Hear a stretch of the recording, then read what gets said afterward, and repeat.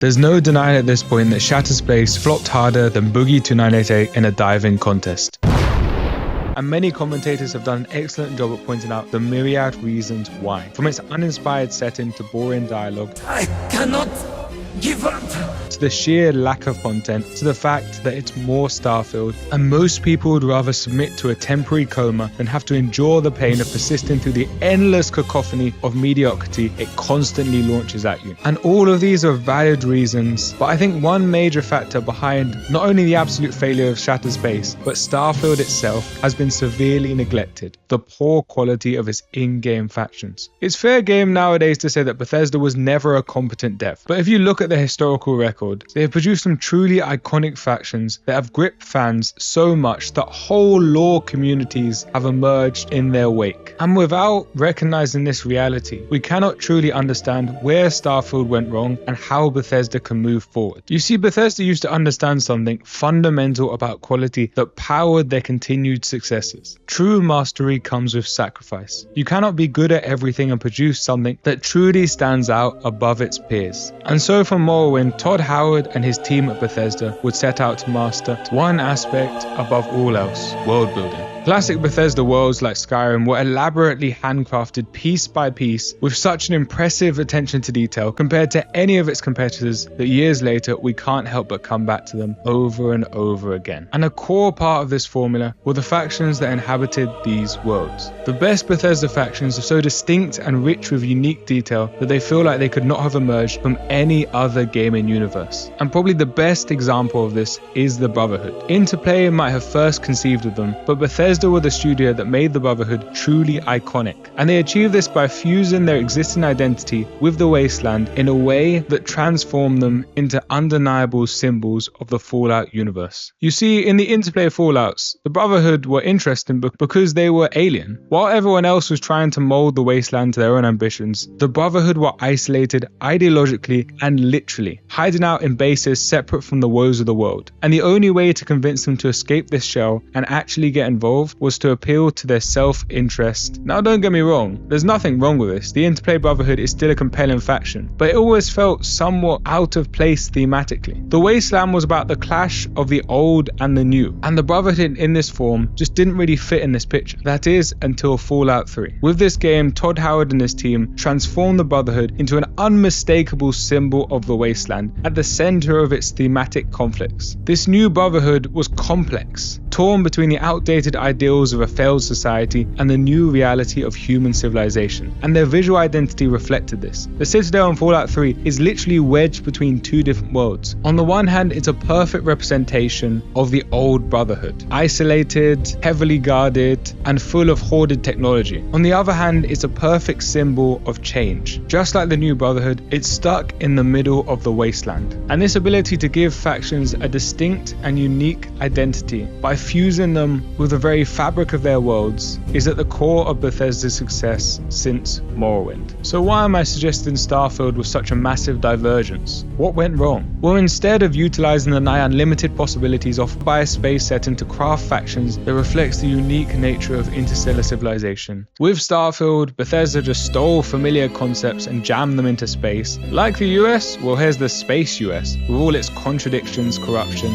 and superiority complex. Like cowboys, well, here's space cowboys. Like pirates, well, here's space pirates. And like corporations, well, no one likes corporation, but still here's a space corporation. This lack of distinctive quality makes it nigh impossible for us to actually care about anything going on with these factions or in the Bethesda universe. And I think the lack of a lore community for Starfield is perfect proof of this reality and how different it is from their previous approach. And this is a genuine shame because Starfield has some of the most interesting faction missions in Bethesda history from a design perspective, which, to be fair, like winning the pole vault against a bunch of dwarfs, is a pretty low bar. And Shattered Space took this already low standard and threw it into the abyss. House Faerun, the main faction in Shattered Space, a religious cult in service of a mysterious cosmic being known as the Great Serpent, could have been Bethesda's opportunity to explore interesting questions about the cosmos and our place within it. But instead, it turned into an exercise in sheer mediocrity with less creative vision than a blind interior designer. You see, Varun's so-called civilization is clearly naught but a collection of uninspired, unfinished ideas cobbled together without much thought. At first glance, the peoples of House Faerun might somewhat stand out from their settled system counterparts. They slaver their faces with ashy makeup and go on about the Great Serpent. Great Serpent himself, serpent willing,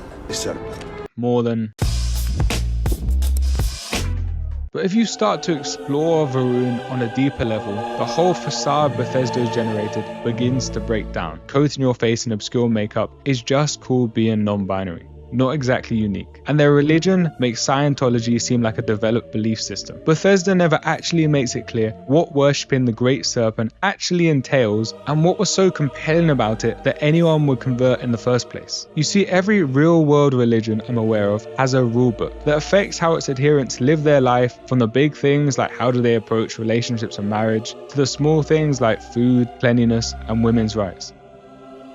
Muslims generally don't eat pork or use interests or drink alcohol. Christians worship using the cross and should do much of what Muslims do, but usually don't. But the worship of the Great Serpent seemingly has no substance to it. And this really matters because, and this is a spoiler, so skip to here if you don't want to know, the major decision you have to make at the end of the DLC only has impact if you care about House Faerun and their religion. To cut a long story short, as soon as we land on Faerun Kai, the home planet of House Faerun, we find out that weeks before, the head of House Faerun, Anasco, launched a risky experiment with a new form of energy known as Vortex, under the pretense of communing with the Great Serpent himself. Unfortunately for him and half of Dazra, the capital of House Faerun, the experiment failed catastrophically, and large parts of the city were destroyed as a result, with those left behind trapped in the vortex between space and time. You, as the chosen one, are charged by the provisional government of House Faerun to stabilize the experiment and rescue Anasco. Once you partially achieve the first objective, remove a force field around the citadel and contact Anasco, you find that, plot twist, the experiment wasn't carried out to reach the Great Serpent, but in order for Anasco to create an army of interdimensional, invulnerable, teleporting soldiers that would enable him to conquer the world. At this point, you're given the choice to go through with Anasco's plan and let Faerun conquer the universe by releasing the soldiers from their life support systems, or to kill all of the soldiers and destroy the citadel to prevent him from resuming his experiment. On paper, this isn't a black and white good versus evil choice like with Megaton. It's a classic clash of values, extremism versus moderation and isolationism. But because Bethesda put zero effort into making the followers of the Great Serpent seem anything but mental, there is literally no reason for the player to back Anasco unless they actively just want to cause chaos. Because if you're given no reason to sympathize with the religion of the Great Serpent, taking the lives of those soldiers is objectively the better option than letting them go free and plunder the entire known universe. So what could have been a challenging decision turns into a black and white one because of Bethesda's poor world building. And I hope the reception to Shattered Space is the slap in the face Bethesda need, because as I believe I've demonstrated in this video, they have created industry-leading games with fascinating worlds and can do so again, but not if they continue to shut their eyes to reality. Like and subscribe if you enjoyed the video, and let me know if you think this is rock bottom for Bethesda or not.